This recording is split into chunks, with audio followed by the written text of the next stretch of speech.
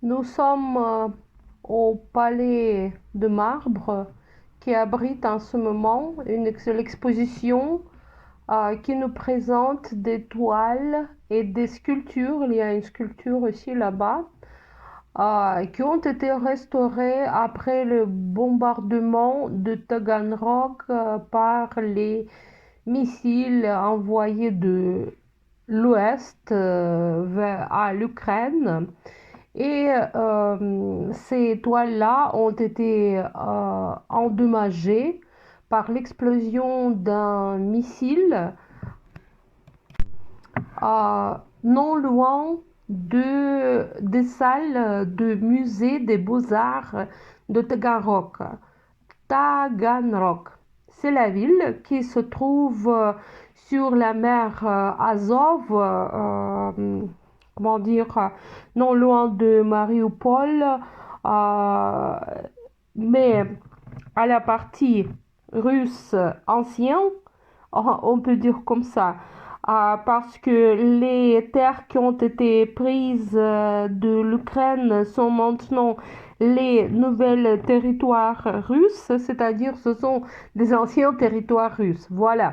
Bon, qu'est-ce qu'on peut lire, qu'est-ce qu'on peut voir ici? Tout d'abord, on regarde tous les dommages qui ont été causés par le bombardement, c'est-à-dire les indications sur ces dommages-là, et ensuite le travail des restaurateurs, d'une part. Et d'autre part, nous pouvons voir des toiles qui sont gardées dans les musées des beaux-arts qui sont nombreux sur le territoire de la Russie parce qu'en période soviétique, les soviets ont créé beaucoup de musées et ont mis là-bas des chefs-d'œuvre. Par exemple, ce qu'on voit maintenant, c'est la toile qui est appelée le dimanche des rameaux. Il faut dire que c'est justement aujourd'hui et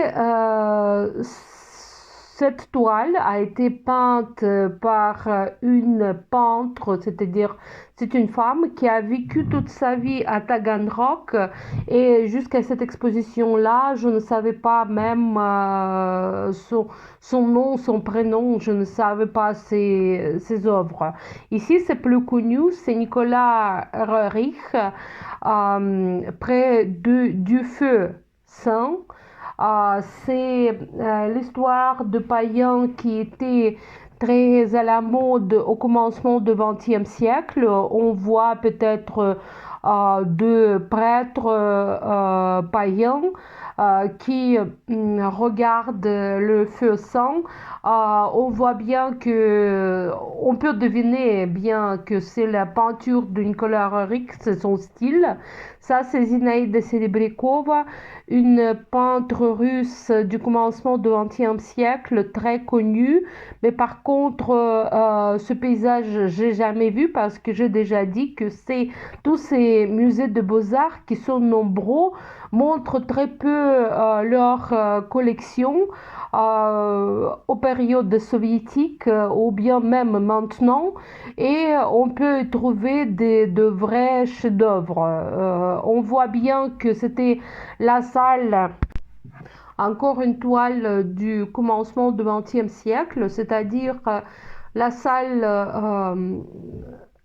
avec des peintures du commencement du XXe siècle a été touchée et on voit ici Belnitsky Birula, c'est le nom du peintre, qui a peint une domaine de la noblesse russe et c'est appelé comme ça le nœud de la noblesse.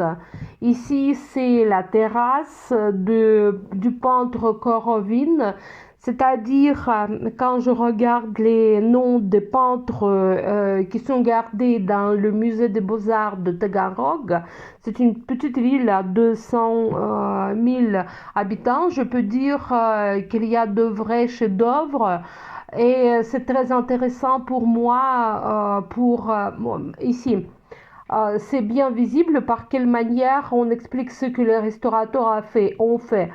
De gauche, ce sont les dommages, de droite, le les travaux accomplis par les restaurateurs. On voit qu'il y avait beaucoup de poussière de béton, de verre, de glace, et il y avait des endommagements des toiles eux-mêmes.